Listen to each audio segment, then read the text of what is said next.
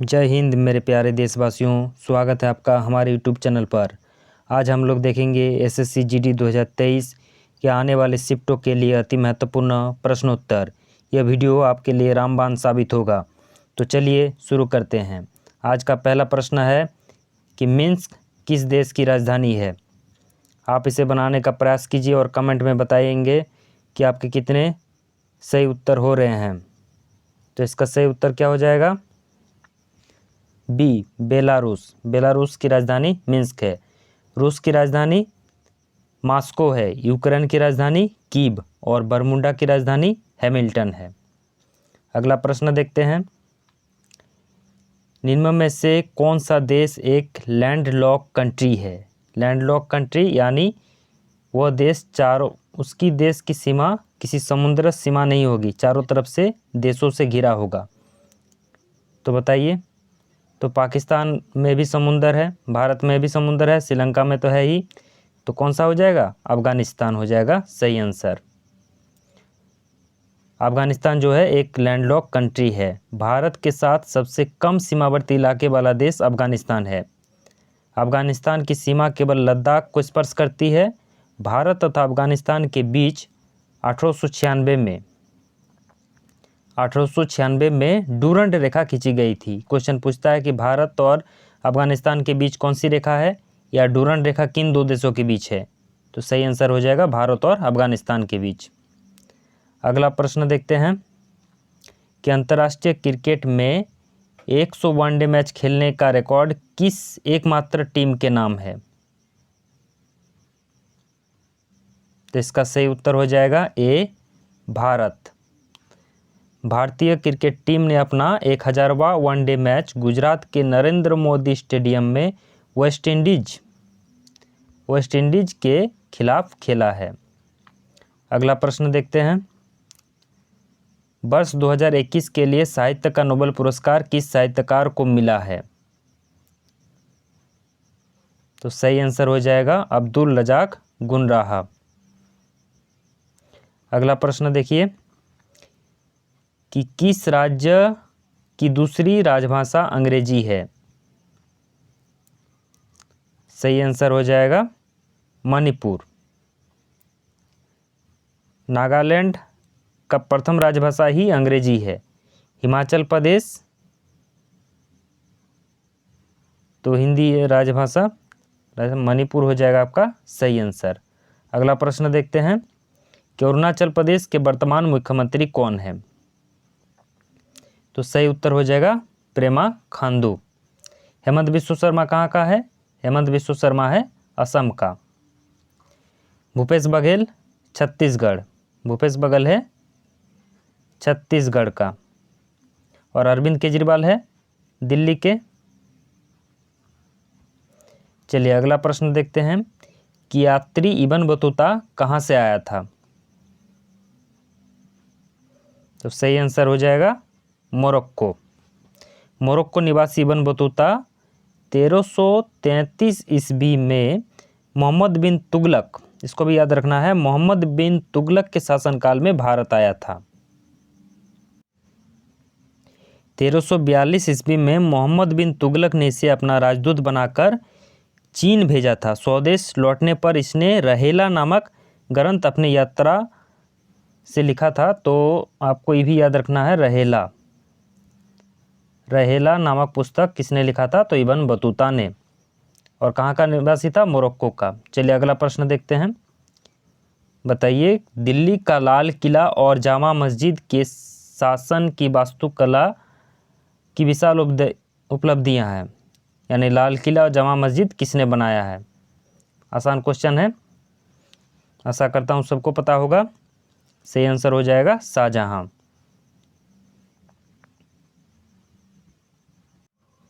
अगला प्रश्न देखते हैं कि रविन्द्रनाथ टैगोर की गीतांजलि डैश का संग्रह है। बताइए क्या होगा? तो गीतांजलि कविताओं का संग्रह है। और गीतांजलि के लिए ही रविन्द्रनाथ टैगोर को नोबेल पुरस्कार प्राप्त हुआ था। कब प्राप्त हुआ था? 1913 ईस्वी में गीतांजलि के लिए। तो ये कविताओं का संग्रह है और गीतांजलि मूलतः बांग्ला भाषा में लिखी गई थी। चलिए अगला प्रश्न देखते हैं कि निम्नलिखित में से किसने आज़ाद हिंद फौज की स्थापना की। बताइए, काफ़ी स्टूडेंट इसमें गलत आंसर कर जाते हैं।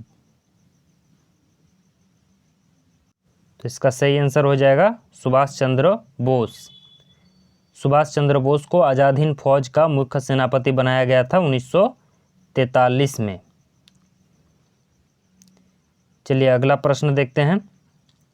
उसके पहले देखिए क्या कहा है कि मेहनत इतनी खामोशी से करो कि सफलता शोर मचा दे। अगला प्रश्न है कि बनारस हिंदू विश्वविद्यालय की स्थापना किसने की थी।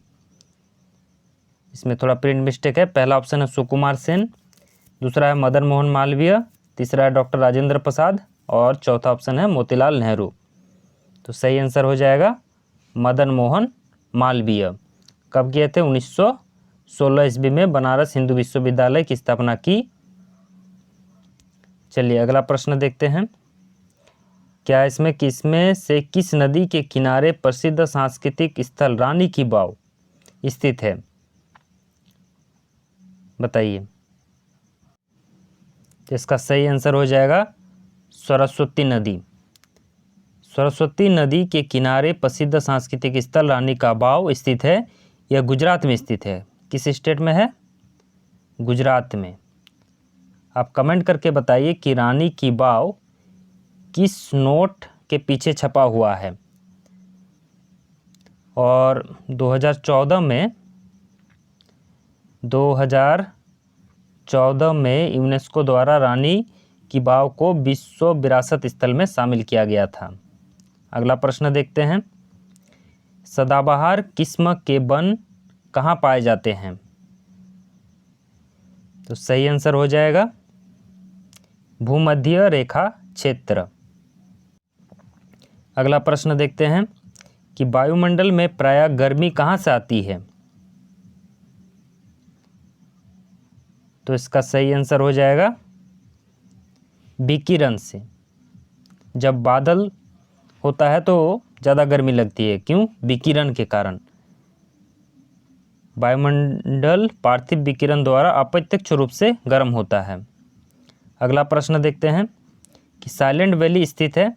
बताइए साइलेंट वैली कहाँ स्थित है?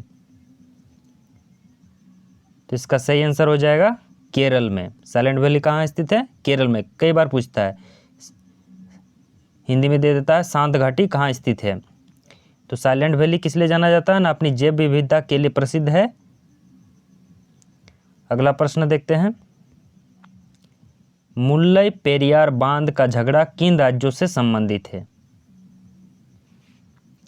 तो पेरियार शब्द आ रहा है तो मुल्लाई पेरियार कहाँ है? केरल में। तो इसमें ऑप्शन में 2 है तो सही आंसर हो जाएगा आपका तमिलनाडु और केरल। पेरियार नदी पर निर्मित मुल्लाई पेरियार बांध का झगड़ा तमिलनाडु और केरल राज्य से संबंधित है। अगला प्रश्न देखते हैं कि निम्नलिखित में से किस पर्वतीय स्थल का नाम का अर्थ वज्रपात है? सही उत्तर हो जाएगा दार्जिलिंग। दार्जिलिंग को अधिक मात्रा में वर्षा एवं तूफान के कारण वज्रपात स्थल के नाम से जाना जाता है। और यह कहाँ है? पश्चिम बंगाल में है, वेस्ट बंगाल में है। अगला प्रश्न देखते हैं कि मंजीरा मगरमच्छ वन्यजीव अभयारण्य कहाँ स्थित है? तो सही उत्तर हो जाएगा इसका तेलंगाना। मंजीरा वन्यजीव अभयारण्य भारत के तेलंगाना राज्य के मेंडुक जिले में स्थित है। आप कमेंट करके बताइए कि भितरकनिका कहाँ है? भितरकनिका। अगला प्रश्न देखते हैं। ऑपरेशन फ्लड निम्नलिखित में से किससे संबंधित है? किससे होगा ऑपरेशन फ्लड? तो हो जाएगा दुग्ध उत्पादन में वृद्धि से। अगला प्रश्न है कि विश्व व्यापार संगठन की स्थापना कब हुई थी? सही उत्तर हो जाएगा 1995 में। कब हुआ था? 1 जनवरी 1995 में। अगला प्रश्न देखते हैं। पूंजी बाजार में दीर्घावधि निधि प्राप्त की जा सकती है? कुछ संस्थाओं से उधार लेकर या किस आधार पर, बताइए। पहला ऑप्शन है नोट जारी करके, सरकार से ऋण लेकर, प्रतिभूतियां जारी करके और विदेश संस्थाओं से ऋण लेकर। तो सही आंसर हो जाएगा इसका प्रतिभूतियां जारी करके। अगला प्रश्न देखते हैं कि भारत में योजना का प्रारंभ वास्तव में द्वितीय पंचवर्षीय योजना से शुरू हुआ। भारतीय योजना के वास्तुकार कौन थे? बताइए। आपका ऑप्शन है जवाहरलाल नेहरू, मोरारजी देसाई, सी.डी. देशमुख और पी.सी. महालनोबिस। तो सही आंसर हो जाएगा पी.सी. महालनोबिस। भारतीय योजना के वास्तुकार पी.सी. महालनोबिस को कहा जाता है। और द्वितीय पंचवर्षीय योजना पूछा जाता किस पर आधारित है? तो पी.सी. महालनोबिस पर आधारित है। अगला प्रश्न देखते हैं। क्या बोला है कि संघ सूची में कितने मदे व विषय शामिल है? संघ सूची में कितने विषय शामिल है? बताइए। 3 सूची होती है संघ सूची, एक होती है राज्य सूची और एक होती है समवर्ती सूची। समवर्ती सूची, संघ सूची में केंद्र सरकार कानून बनाता है, राज्य सूची में राज्य सरकार कानून बनाता है और समवर्ती सूची में दोनों सरकारें मिलकर कानून बनाता है, जिसमें संघ अधिक प्रभावी होता है। तो बताइए संघ सूची में कितने विषय शामिल है?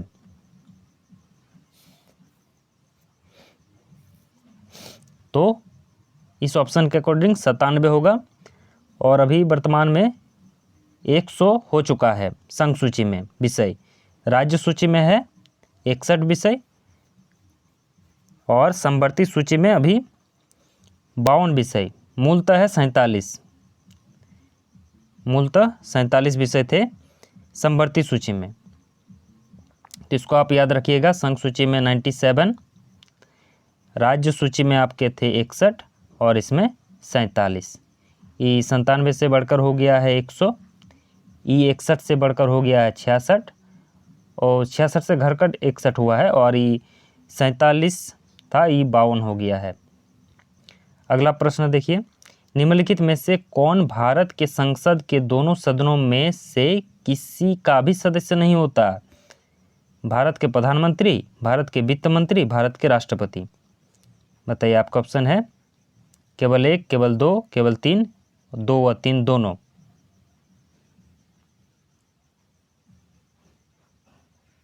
तो सही आंसर हो जाएगा केवल 3, यानी भारत के राष्ट्रपति किसी भी सदन का सदस्य नहीं होते हैं। अगला प्रश्न देखिए कि पहली लोकसभा का पहला सत्र को शुरू हुआ था।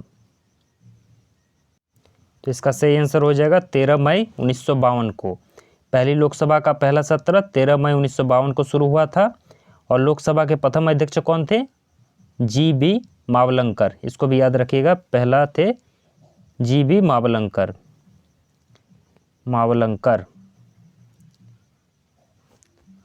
चलिए, तो आज का सवाल है, आप कमेंट करके इसका आंसर बताइए कि सेबी के वर्तमान अध्यक्ष कौन है। धन्यवाद मित्रों। जय हिंद, जय भारत।